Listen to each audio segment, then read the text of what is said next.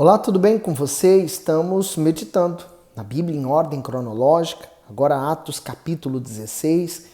Se você tem gostado do conteúdo, não deixe de dar o seu like, partilhe o vídeo e, como sempre, começamos com a nossa oração. Meu Deus, nós estamos meditando no que aconteceu na igreja primitiva e queremos resgatar essa fé do princípio, né? Essa mesma fidelidade, esse mesmo amor, que o Senhor possa trazer para dentro de cada um de nós essa mesma fidelidade a Ti. Eu apresento, entrego ao Senhor essa meditação, peço que o Senhor abençoe a nós, dando o entendimento da Tua palavra. Amém. Atos 16, versículo 1. E chegou a Derbe e Listra, e eis que estava ali um certo discípulo por nome Timóteo, filho de uma judia que era crente, mas de pai grego, do qual davam bom testemunho os irmãos que estavam em Listra e Icônio. O comentário diz: Timóteo era filho de mãe judia e de pai grego. Ao que tudo indica, ele e sua mãe se converteram ao cristianismo na primeira missão de Paulo a Listra. Timóteo foi um dos ajudantes mais importantes de Paulo. Por causa de sua fé e do seu comportamento exemplar, ele foi escolhido pelo apóstolo para acompanhá-lo nas viagens missionárias. O bom testemunho de uma pessoa dá ela oportunidade para que seja muito usada na obra de Deus. Se os conhecidos de Timóteo não dessem bom testemunho dele, certamente Paulo escolheria outra pessoa em seu lugar. O jovem Timóteo, ele teve bons exemplos, né? Inclusive nós vamos ver numa das cartas sobre a sua avó Aloide ou Taloide, alguma coisa assim, mas ela também influenciou na fé de Timóteo. Timóteo soube escolher o bom caminho. Os jovens, ele tem o dilema de escolher para que lado ele quer ir, né? Seguir o lado do coração, o que dá vontade, o que apetece, ou seguir o caminho da fé, né? O sacrifício.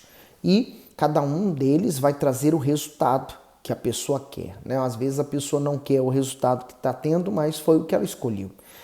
E Timóteo escolheu muito bem. E o 3 diz: Paulo quis que este fosse com ele, e tomando o circuncidou por causa dos judeus que estavam naqueles lugares, porque todos sabiam que seu pai era grego. O comentário diz: Paulo circuncidou Timóteo, mas isso não significa que o apóstolo tenha se contradito quanto ao seu discurso sobre a falta de necessidade de circuncisão. Como o jovem discípulo tinha sangue judeu e grego, o apóstolo achou melhor circuncidá-lo para que durante as viagens ambos fossem recebidos com maior facilidade nas sinagogas judaicas. E entre os judeus, para o apóstolo, nada podia impedir o crescimento da obra de Deus. Por isso, fez exatamente aquilo que pregava. Fiz-me como judeu para os judeus, para ganhar os judeus. Está em 1 Coríntios 9, 20. Então, ele fez isso como uma mera facilidade para que até Timóteo não sofresse mais tarde, né? Porque se ele não fosse, poderia causar problemas. No 4, e quando iam passando pelas cidades, lhes entregavam para serem observados os decretos que haviam sido estabelecidos pelos apóstolos e anciãos em Jerusalém, de sorte que as igrejas eram confirmadas na fé e cada dia crescia em número. E passando pela Frígia e pela província de Galícia, foram impedidos pelo Espírito Santo de anunciar a palavra na Ásia. Província de Galácia, né? Eu falei Galícia, se eu não estou em erro, mas é Galácia. Mas foram impedidos não pelo mal, mas pelo Espírito Santo, né? O Espírito Santo os impediu. Qual a razão? Não sei. Deus tem a sua maneira de trabalhar. Eu não tenho que entender, eu tenho que apenas obedecer.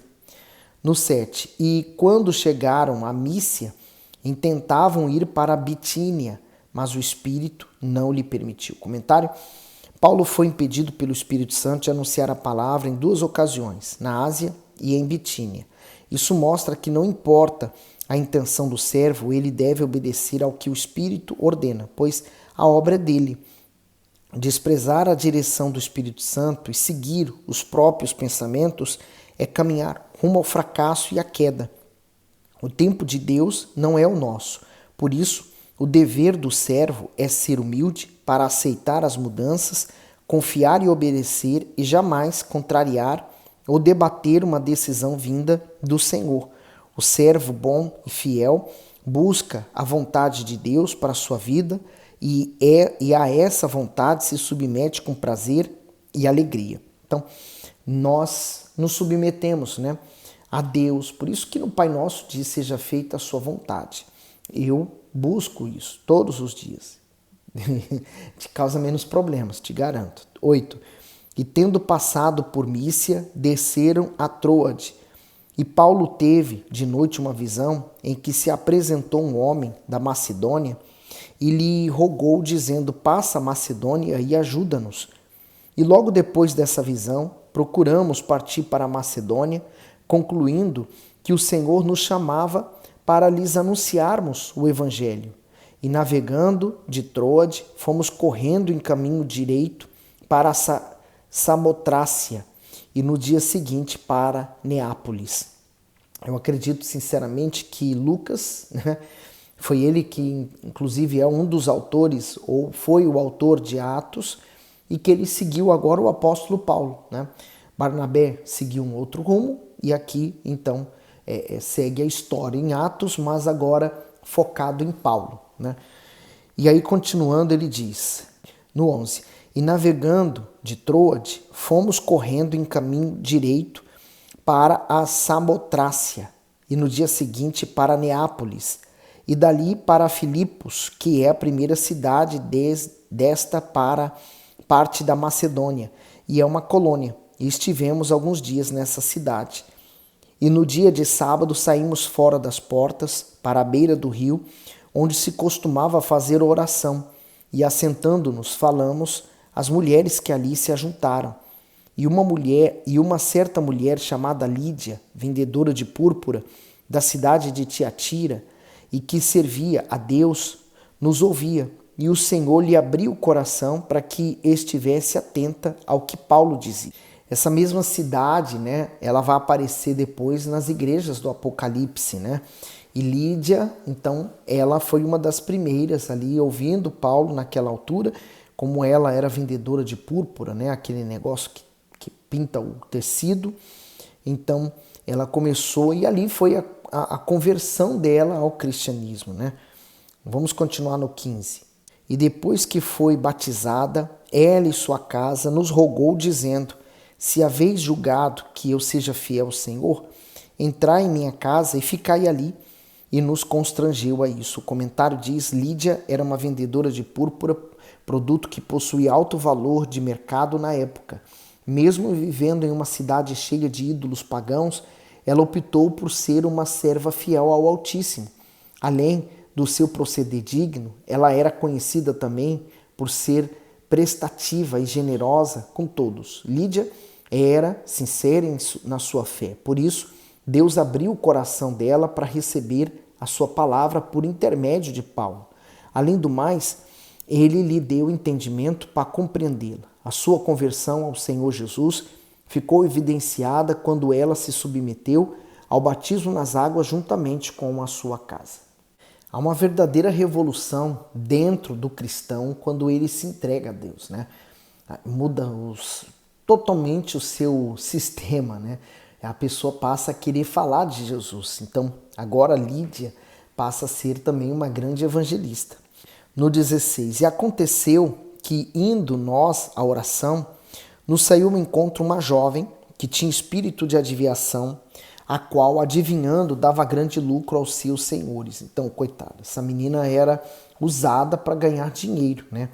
E são aquelas pessoas que, por exemplo, elas dizem que têm uma sensibilidade para essas coisas, para adivinhação, ela consegue ver coisas.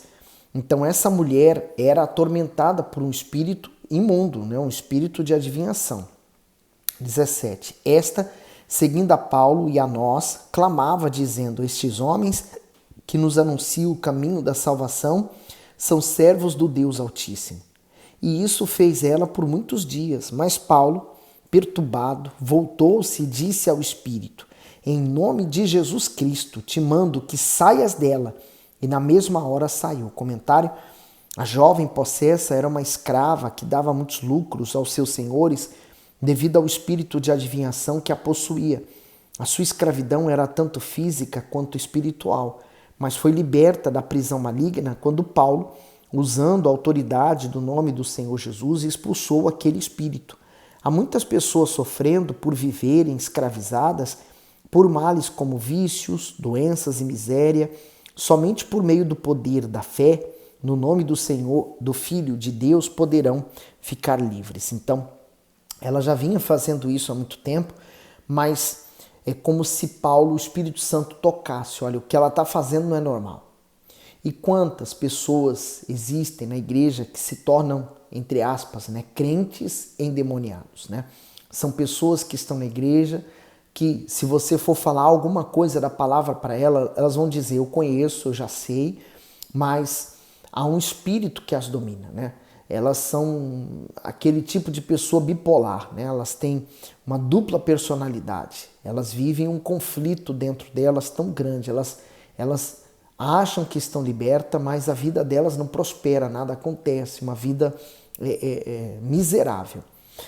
No 19, e vendo seus senhores que a esperança de seu lucro estava perdida, prenderam Paulo e Silas e o levaram à praça, à presença dos magistrados. Quer dizer, eles não pensavam no sofrimento daquela menina, mas eles pensavam ou eles queriam eram os lucros, mexeu no dinheiro, Deus Mamon.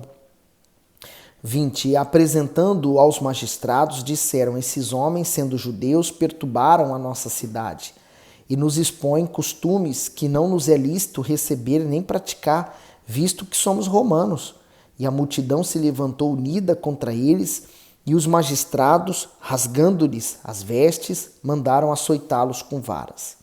E havendo-lhes dado muitos açoites, os lançaram na prisão, mandando ao carcereiro que os guardasse com segurança, o qual, tendo recebido tal ordem, os lançou no cárcere interior e lhe segurou os pés no tronco. O comentário diz assim, a multidão se levantou unida.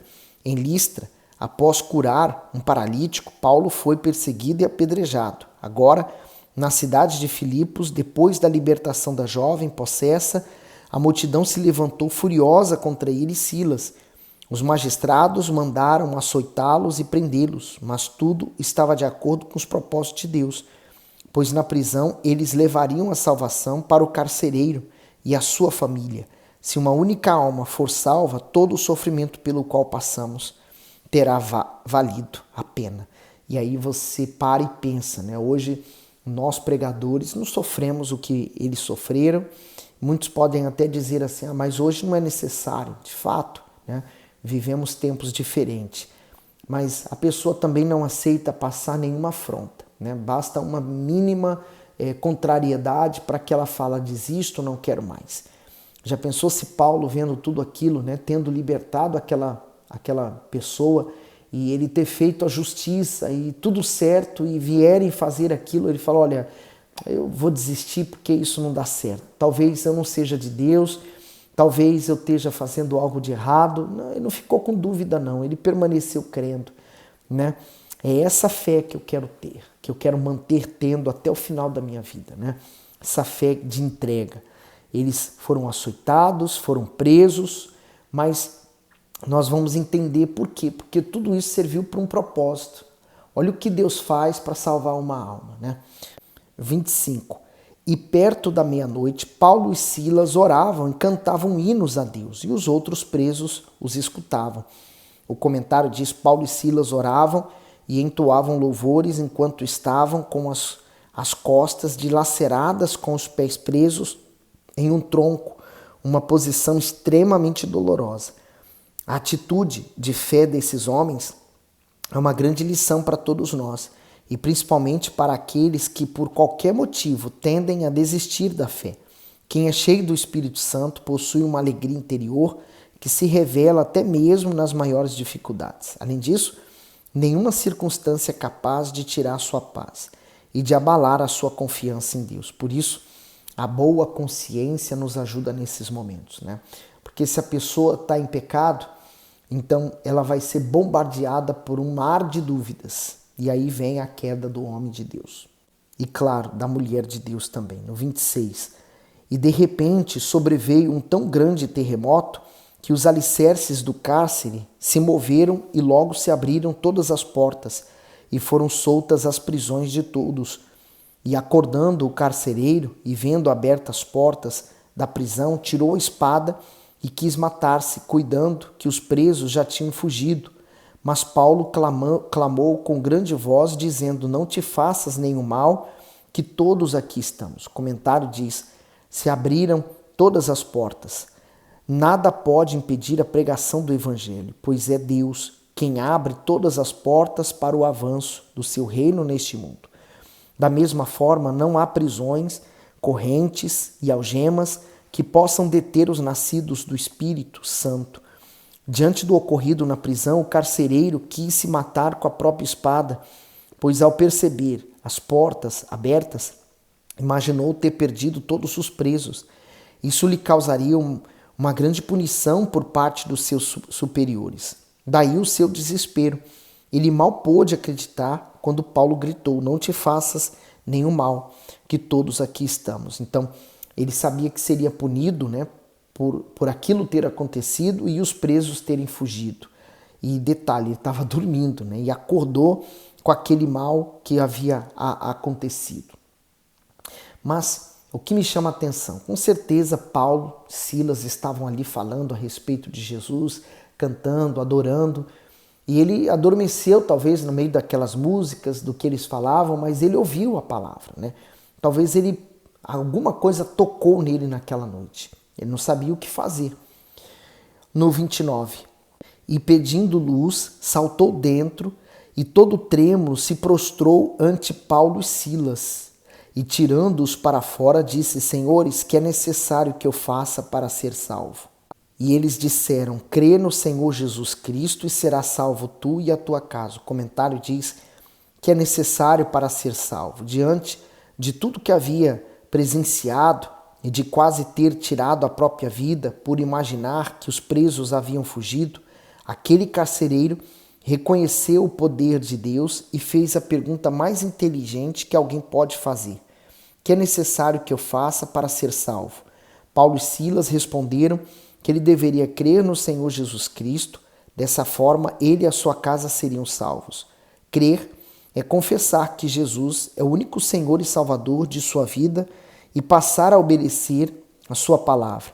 É sacrificar as próprias vontades, perdoar as ofensas e deixar todo o pecado para trás. Aquele homem creu na palavra de Deus e foi batizado com todos os seus familiares. Primeiro, Paulo e Silas ele levou Paulo e Silas para fora, né?